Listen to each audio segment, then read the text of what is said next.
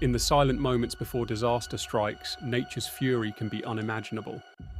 Across history, peaceful skies and gentle rivers have turned into nightmares of wind, water, and earth. Imagine a summer morning in 1931, China, when centuries of riverbeds and dikes suddenly gave way. The Yangtze and Huai rivers burst their banks under relentless monsoon rains, submerging farmlands and cities.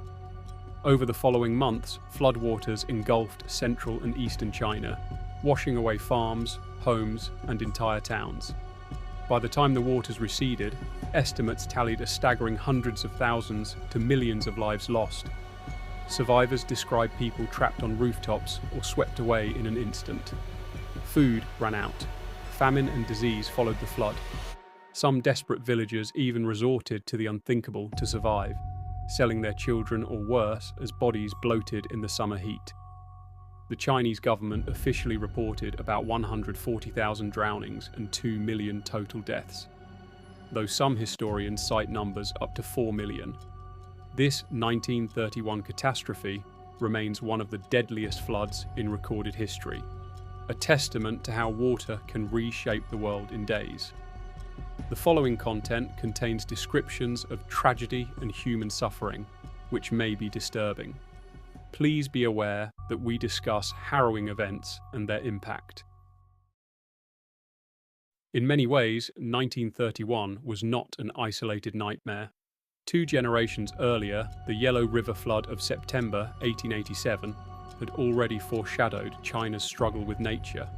Heavy rains caused the Yellow River to breach its ancient dikes near Zhengzhou, turning golden plains into a sea of mud.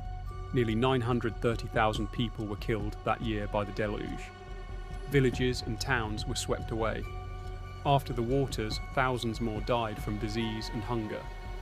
It remains the deadliest known flood in China's history. In the shadow of these rivers, millions were left homeless, hungry, and grieving. By the mid-20th century, nature's terror moved from rivers to the open sea and sky. In November 1970, a monster tropical cyclone began churning over the warm Bay of Bengal. Hurricane-force winds gathered strength as the storm tracked north. On November 13, 1970, Cyclone Bola slammed into the low-lying coasts of East Pakistan, now Bangladesh, and the Indian state of West Bengal. The sea rose up in a massive storm surge, engulfing islands and villages. Without warning, entire families were swept out to sea on their wooden boats. At least 300,000 people lost their lives in the storm surge and flooding, making Bola the deadliest tropical cyclone ever recorded. The agony of survivors was profound. Villages destroyed, homes flattened, and the stench of flood-borne disease everywhere. Relief ships eventually arrived, but help came too late for so many.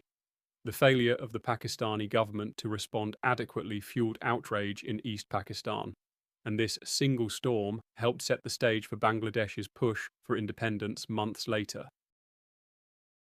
Then, in 1976, the earth shook with terrifying force. In the early hours of July 28th, the ground beneath Tangshan, Hebei province, China, ruptured. A 7.6 magnitude earthquake leveled the industrial city almost instantly. In less than a minute, 90% of Tangshan's buildings collapsed.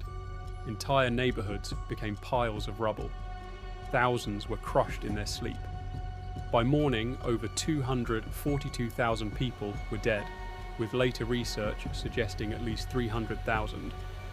Hospitals, schools, and factories lay in ruin. The scene was apocalyptic, dust-filled air, survivors wailing in the debris, and the grim task of hauling out bodies. The shock was not just physical, but emotional. A whole city was silenced. Tangshan today has a memorial wall inscribed with the names of those lost. Emergency crews from across China converged to rescue survivors and mourn the dead.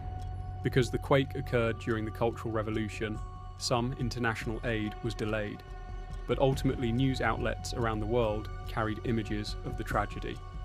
This quake is a stark reminder that under layers of soil and rock, a sudden slip of earth can end hundreds of thousands of lives in an instant. A quarter century later, a disaster again emerged from the sea with little warning. On December 26, 2004, off the coast of Sumatra, a massive undersea megathrust earthquake of magnitude 9.1 struck beneath the Indian Ocean. This unleashed towering tsunami waves that raced across the sea at jetliner speed. Every coastal country in the Indian Ocean felt its wrath. In the first minutes, beaches fell silent as the ocean pulled back. Then great walls of water surged ashore. In Aceh province of Indonesia, waves topped 30 meters, obliterating entire fishing villages. Over the next hours, waves pounded Thailand, Sri Lanka, India, the Maldives, and even Africa's Horn. The death toll was immense. Roughly 230,000 people were killed across 14 countries. Entire coastal communities were wiped out. Boats were carried inland. Temples and hotels turned to rubble. Images of stranded refugees, children separated from parents, and endless lines of aid stretched the world's attention. In the aftermath, an unprecedented international humanitarian response unfolded. Armies, NGOs, and volunteers poured in to help rebuild homes, provide clean water, and comfort survivors. The 2004 tsunami remains one of the deadliest natural disasters of modern times, and a reminder that even without human fault, the Earth's shifting crust can claim hundreds of thousands of lives. If these stories move you, please take a moment to like this video and subscribe to our channel. It helps us continue sharing these important lessons and tragedies. In May 2008, Cyclone Nargis struck Myanmar's Irrawaddy Delta with devastating effect. Classified as a powerful Category 4 storm, Nargis smashed ashore on May 2nd.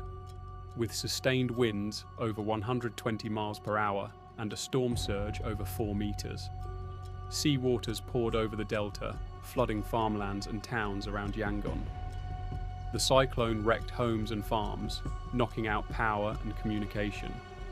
In the weeks that followed, official reports tallied at least 138,000 deaths.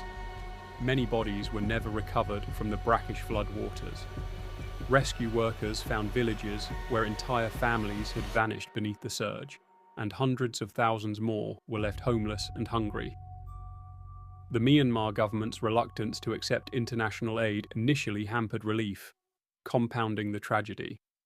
Eventually, aid convoys from neighbouring countries and the UN delivered rice, medicine, and shelters. But the recovery would be slow. Nargis remains the deadliest cyclone of the 21st century, and a poignant example of nature's unpredictability. A lush river delta turned into a graveyard within hours. Finally, on January 12, 2010, an earthquake struck the poorest nation in the Western Hemisphere. A magnitude 7.0 quake shook Haiti, with an epicenter just 25 kilometers west of Port-au-Prince. Urban slums in the capital collapsed en masse. Nearly every hospital, school, and government building in the city crumbled. Between 100,000 and 316,000 people died in those seconds. A 2010 study later estimated approximately 160,000 deaths, though the Haitian government's numbers were higher. The human suffering was immense.